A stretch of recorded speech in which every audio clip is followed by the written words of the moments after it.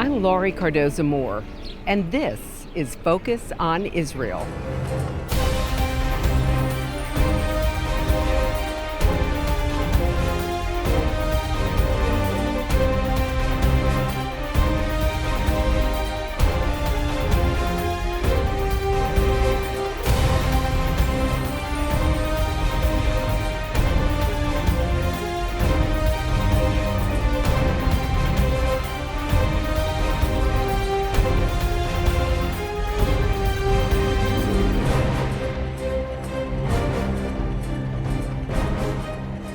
On our program today, you'll meet a man who was raised as a Muslim Palestinian. He was taught that Jews were his enemy. Then, with a single and powerful revelation, his world was turned upside down. Hello, I'm Laurie Cardoza-Moore, founder of Proclaiming Justice to the Nations, a nonprofit organization dedicated to educating and sharing the message of Christian biblical responsibility to the people and land of Israel in the face of a growing global anti-Semitism. Proclaiming Justice to the Nations was birthed to stop the silence, to wake up Christians and people of conscience to the realities of a world bent on destroying Israel and the Jewish people. In the Middle East, Muslim children are taught that Jews are not even human, that they are monsters or animals that should be shunned and killed. Amazingly, some emerge from this darkness and learn the truth. While on a recent trip to Israel, I had the unique opportunity to meet a young Muslim man who discovered that he truly was his own worst enemy. Mark Halawa was born into a secular Muslim family in Kuwait. His father owned a very successful construction business that provided a privileged life for him and his 4 siblings. In 1990, the first Gulf War struck Kuwait and changed his life. When he was 12 years old, his father's business was destroyed, and the family left Kuwait, moving first to Jordan and eventually immigrating to Canada. Although he was a secular Muslim, his father was rabidly anti-Israel and anti-Semitic. Yet Mark had heard vague family rumors that his maternal grandmother was Jewish. While studying at the University of Western Ontario, he met a rabbi who explained that, based on Jewish law, which determines religion through the mother, he was a Jew. He then began to explore his religious roots, which ultimately led him to Israel to study at a yeshiva.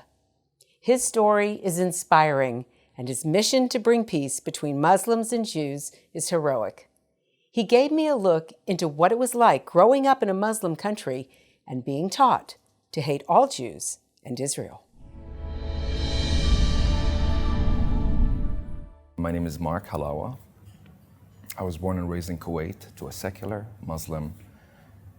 We called ourselves Palestinian. We had a Jordanian passport at the time, but we called ourselves Palestinian family. So secular Muslim Palestinian family. Lived in Kuwait like everybody else. All along, I knew that my grandmother is Jewish, but I did not know that that would make me a Jew later on, 26 years of my life. I'm going to tell you, with everything that I went through and experienced in my life in Kuwait, I saw Kuwait as a great nation, great country. I like Kuwaiti people, generosity, the system, my school, my teachers, everybody else. So in school, there are a few types of incitement. To be honest, everywhere you turn your face is incitement. Incitement against Jews, Christians, this is the standard. Of course, everybody else also that is not Muslim, Hindus and Buddhists and whoever they want. Yet, back in my day, we went to school 6 days a week, and every day we'd have a Muslim class. It was not all incitement. Believe me, I learned a lot of wonderful stuff, like you should give charity, you should respect your family. Yet, the first verse of Quran, which we all recited every single day, crossing our arms and saying it verse by verse, I know it by heart and I'll never forget it. Give us the righteous path, the path that you have bestowed upon us, except those who went astray and those who God frowned upon. The explanation right under, and you'll see this in prints that are available in the United States of America, those who went astray are the Christians, and those who God frowned upon are the Jews. So you automatically, day in, day out, with thinking about it or not, since you're a child, you think that those people are excluded, they're no good. We had an Arabic language teacher. I never liked this guy very much, nothing personal, just an older guy, we never connected. So the Arabic language teacher walks in. He turns the seat upside down or backwards and sits down and looks at us. He goes, all right, today we're going to learn things differently. And he pulls in a map of the Middle East. I remember that day clearly because that guy changed the way I used to think of this conflict, and I felt like I'm plugged in. I understand the news. My dad never elaborated at home, but I kind of understood it now from this gentleman. He goes, look where the West, the Crusaders, and the Jews, and the United Kingdom planted the Jews in the middle of the Arab and Muslim world after breaking the Ottoman Caliphate, or like you like to call it in English, Ottoman Empire.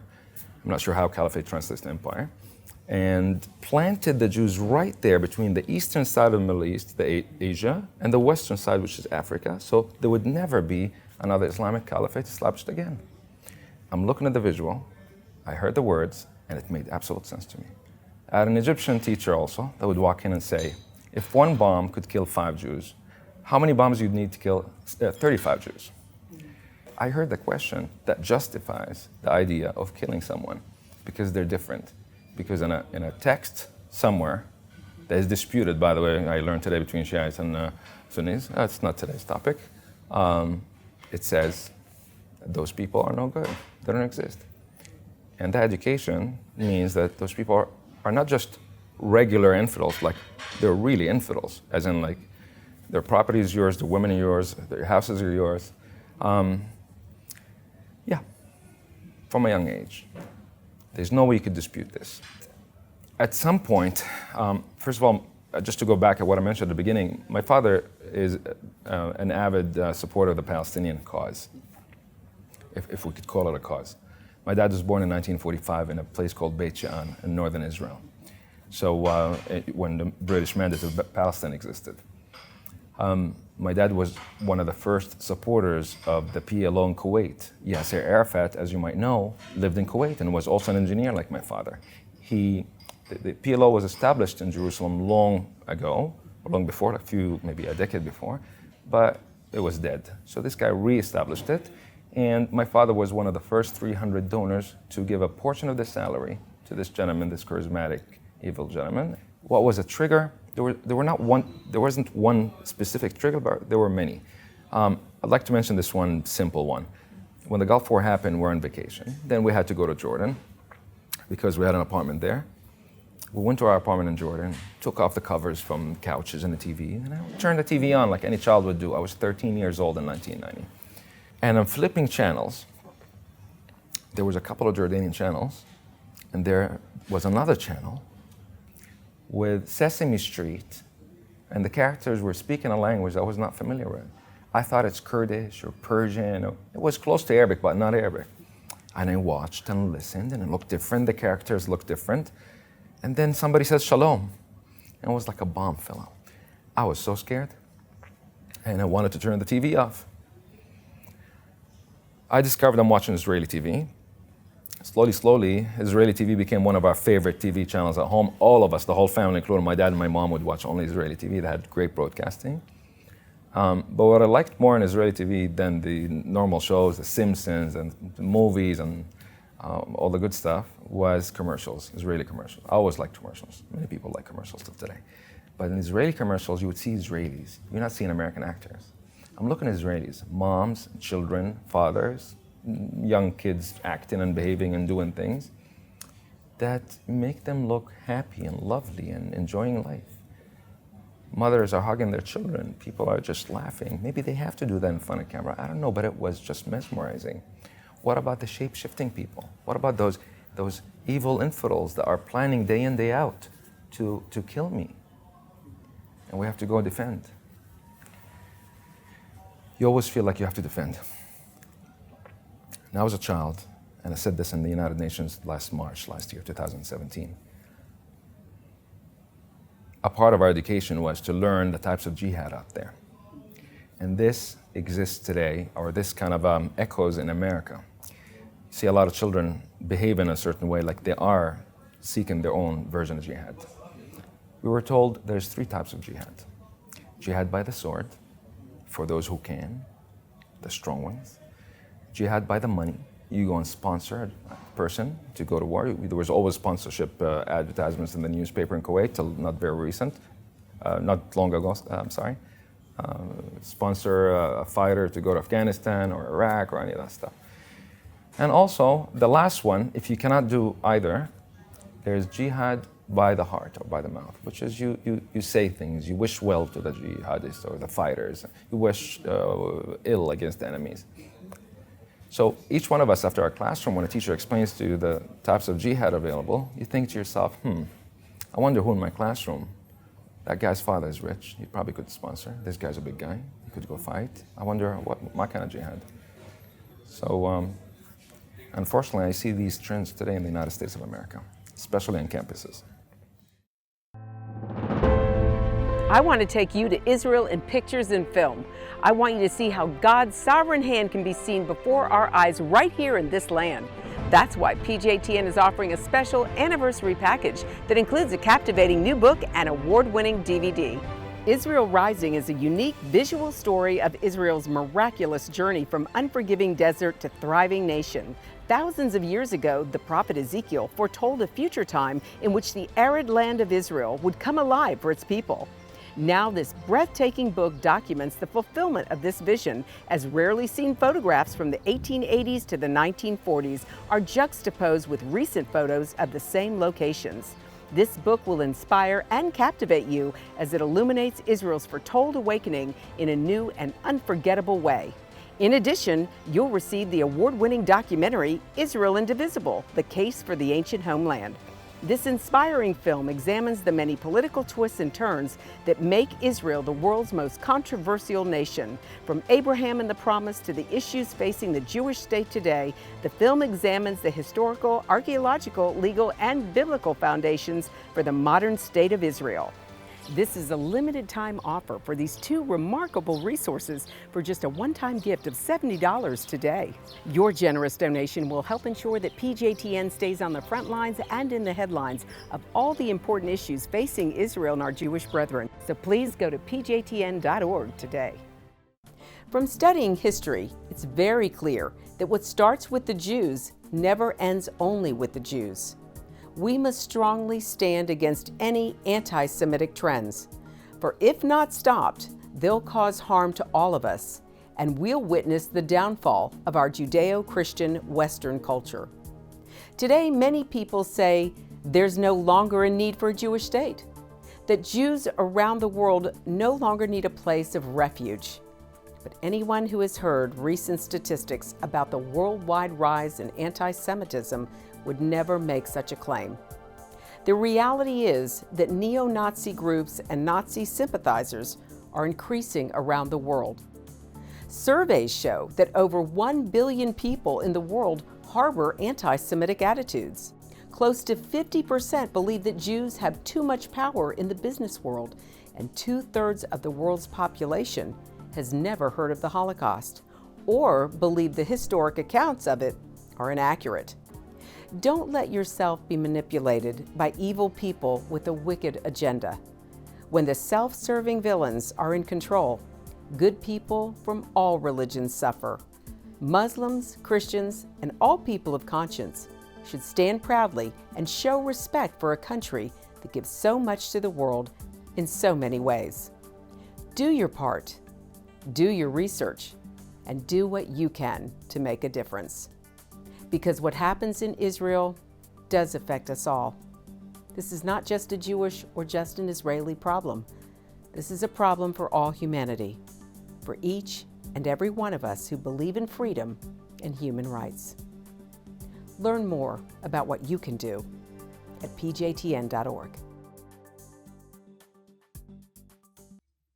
During his time in both Canada and America, Mark witnessed the growth of anti-Semitism on college campuses. He has also seen the growth of CARE and the Muslim Brotherhood and the many groups they have spawned, such as Students for Justice in Palestine. He warns about the infiltration of these radical groups and that Americans need to wake up before it's too late. I went to university in Canada between 1999 and 2004. At my time, I was busy with activities as the usual student activities, studying this, that, frat house, fraternity. But then I noticed there were people lobbying on campus, call themselves Palestinians, call themselves, pro-justice and freedom and human rights. None of them were Palestinian. I was the most Palestinian out of all of them.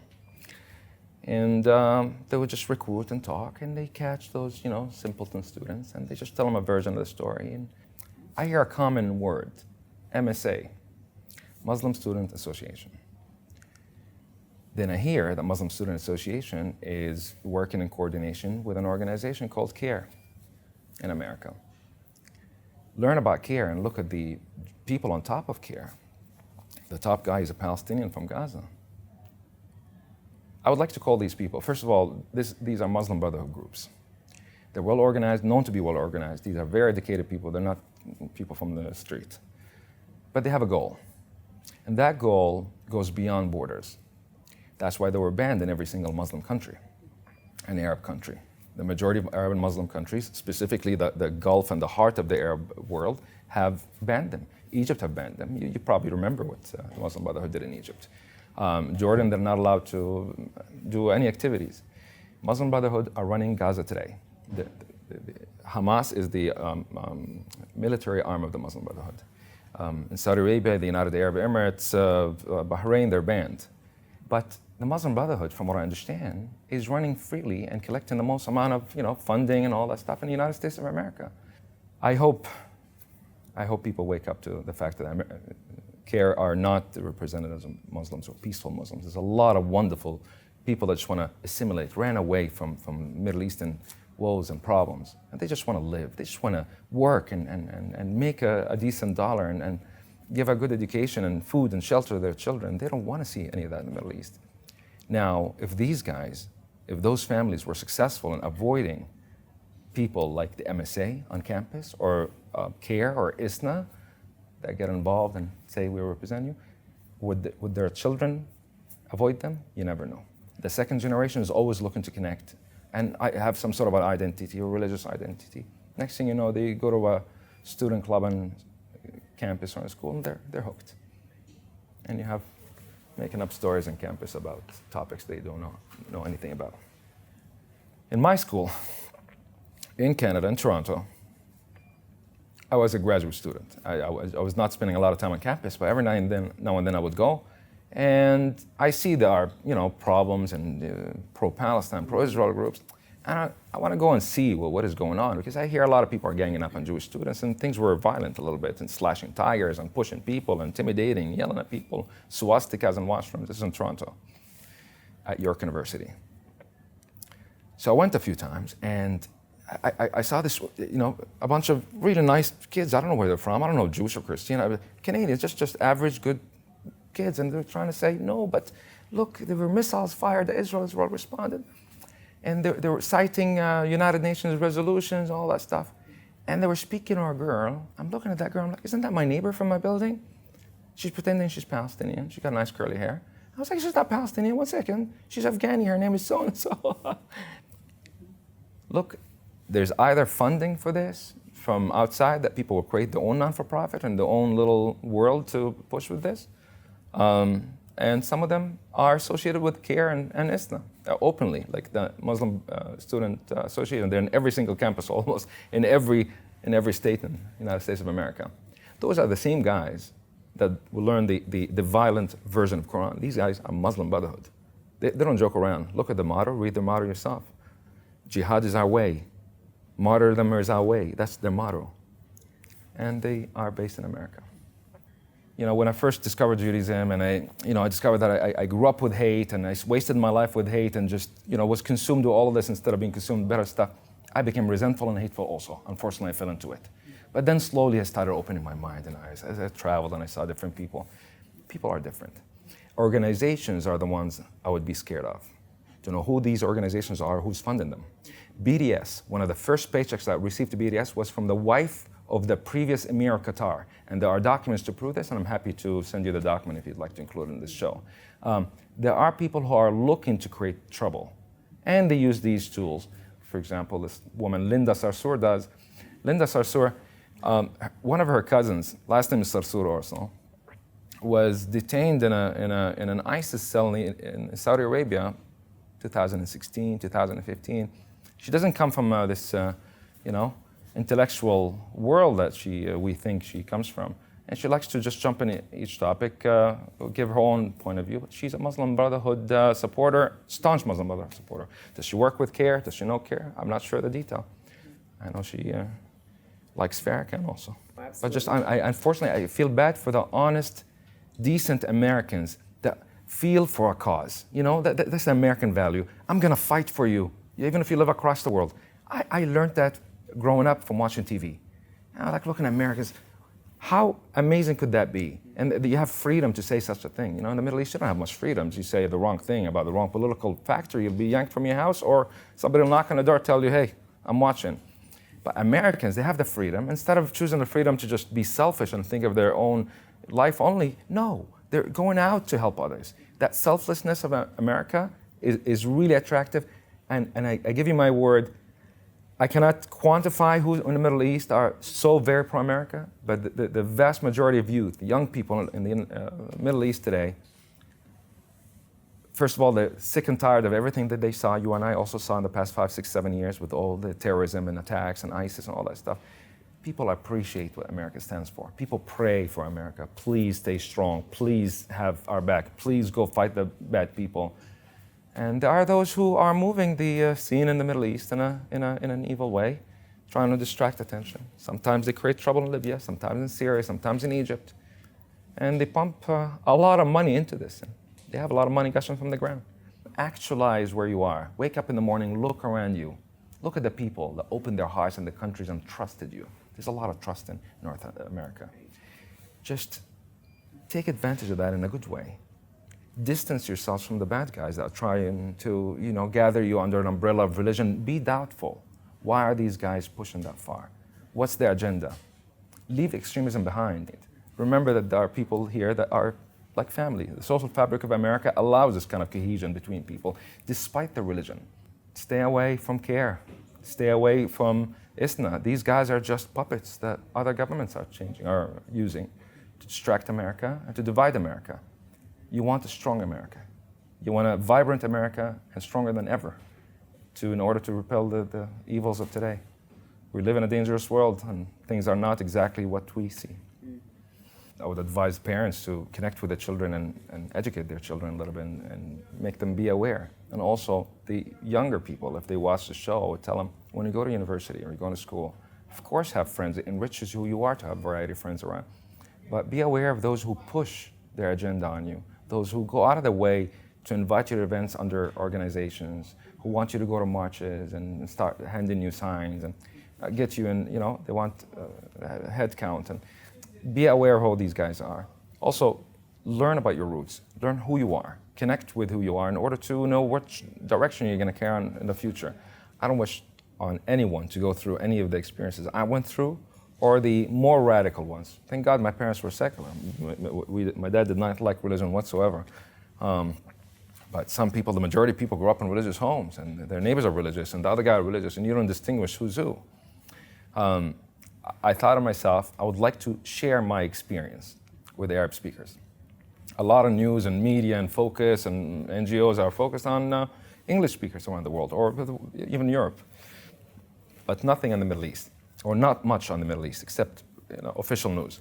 So I created a non-for-profit. I called it Halawa Initiative, and I started making videos. I must say, I'm asking everybody that watches this not to be paranoid or scared of your next door neighbor. People are like us, flesh and blood, and they just want the same things we want for our children most of the time. Yet organizations that are known, proven, and banned by Arab countries, such as the Muslim Brotherhood, in any shape or form or name, must be banned.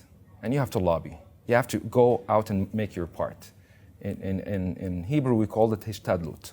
Hishtadlut is make an action. You ask God, and God controls the world. But at the same time, you have to make action. Hishtadlut, once you ask sincerely, it stands on two legs and it goes far. Go far, educate, speak to your senator. Tell him, hi, why is this organization praying after our children? Until when? How many more attacks are we going to have until we act or say something? So, God bless America, and I hope to hear only good news.